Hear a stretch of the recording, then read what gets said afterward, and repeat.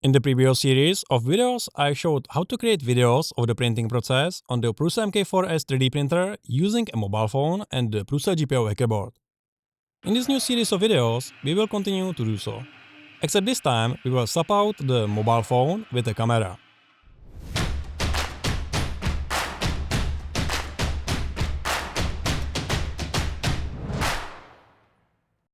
Before we start, I would like to say a few words. Everything you will see in this video, I bought myself with my own money. Nobody has any influence on the content of the video and nobody pays me for it. If you want to support my work, you can do so by subscribing here on YouTube, on my social media, and by sharing my videos. I have already shown you what a time-lapse video is and what to watch out for when using a mobile phone. With today's video, we start a new series of videos in which we will focus on using a camera. When using the mobile phone, we had several advantages but also disadvantages. The main advantage here was that the phone acted as both a capturing device and a computer that can convert the captured images to video. However, there are disadvantages in the form of the inability to change the lens for a better one or to change the depth of field. If you wanted your capturing device to be closer or further away from the printed model, or for the printed model to have a nice blurred background, you would have to use something different than a mobile phone. With a camera, as with a mobile phone, a constant power supply needs to be provided. For a mobile phone, a simple USB charger is sufficient. With a lot of different cameras, it's not that simple. Some cameras go into charging mode when the USB cable is connected. Some cameras, including Sony cameras, have a shared charging connector along with a cable shutter release. So you cannot charge the camera and use the cable release at the same time. For some cameras, you need to use a so-called dummy battery.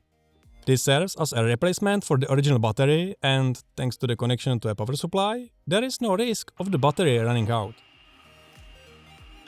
If your camera can be powered by an external power supply or via a dummy battery, you are good to go. Otherwise, I would recommend looking for another camera. Also, your camera needs to be able to stay turned on all the time. If your camera supports any kind of eco mode or auto sleep, turn it off. You probably don't want your camera to fall asleep while printing.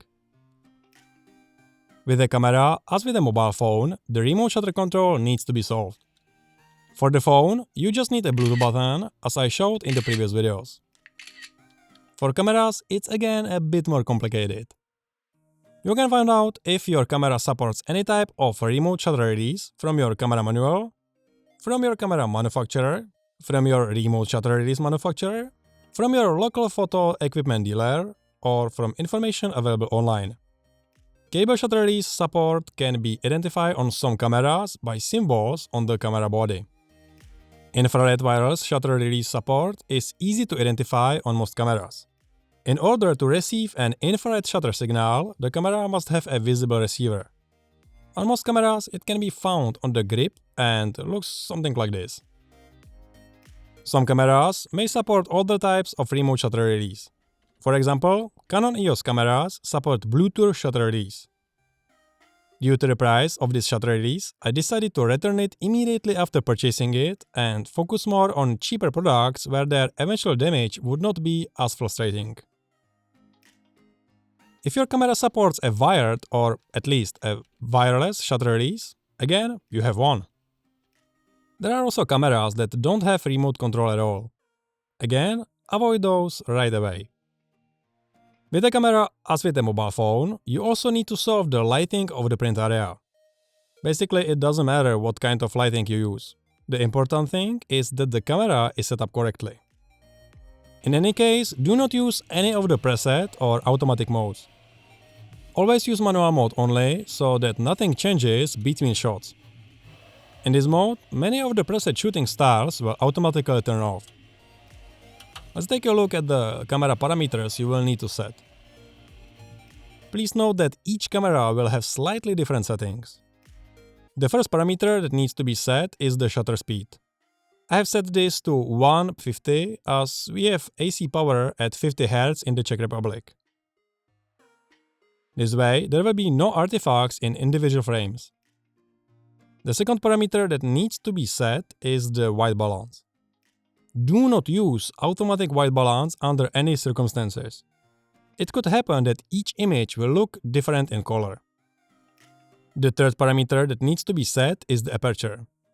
The aperture tells us how much light will be let through the lens, but also how much of the image will be in focus and how much will be blurred.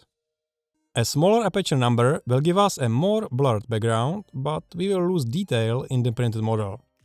A larger aperture number will give us more detail, but we will need to light the print area more strongly or increase the ISO value. The fourth parameter that needs to be adjusted is the ISO. ISO is the parameter that sets the sensitivity of the camera sensor. I recommend stronger illumination of the print area and a lower ISO value. The higher the ISO value, the more noise can appear in the final image. Do not use the automatic ISO setting under any circumstances. It could cause each image to look differently bright. If your camera supports photo styles or skin smoothing, please make sure all these features are turned off. After all, we want to maintain an identical look for all captured images. Turn off autofocus and lens stabilization. With autofocus, you can never be sure exactly what the camera will focus on as the model grows in front of your lens. The same goes for turning off lens stabilization, but also any electronic stabilization. Having the stabilization on could cause the image to shift between shots. To make it easier to create your final video, avoid shooting photos in RAW format. Most video programs cannot work with RAW photo formats. To make sure your images don't use all the memory space in your camera, I recommend setting the resolution of each image to the resolution required of the final video. If you want the final video to be 4K, try to keep the photo resolution above 9 megapixels. If your camera doesn't allow you to set any of the above settings, it's probably not suitable for capturing images for time-lapse videos. If your camera has an electronic shutter, be sure to take advantage of this option. A mechanical shutter is very good for casual photography, but in our case it might wear out unnecessarily. The captured photos need to be run through a video editor. I have the most experience with DaVinci Resolve Studio, but the tool is paid. However, it exists in a slightly stepped-down version labeled only as DaVinci Resolve, and this can be downloaded completely free. To download it, all you have to do is supply your contact details and submit the form. After installing and opening the program, you need to open a new project. In the new project, navigate to the Files tab and find the directory with the captured images from your camera. You should see all the images as individual files. If you want to create a sequence from them and work with them as if they are a video file, you need to change this setting. This video is not intended to be a tutorial on working with DaVinci Resolve. For that reason, I will only show you the most basic settings to get the final video file as quickly as possible. Drag and drop this sequence you have built in this way into your project files below. Then go to the Thread tab, which is for editing the video. Right-click on the sequence of frames and click to insert the selected frames into the timeline. Since we don't have a timeline created, a window will pop up where we can set the timeline parameters. Most of you won't have a project set up at all, so uncheck the option to use the settings from the project. In the Format tab, you can set the video resolution, choose landscape or portrait video format, and change the frame rate if necessary. There is also an option to choose to correct the resolution of the frame inserted to the timeline. You can choose whether you want the image to fill the screen completely, or, for example, whether the entire image should be scaled to fit the screen dimensions. In either case, you can work with the images later and change their position and size as needed using the inspector.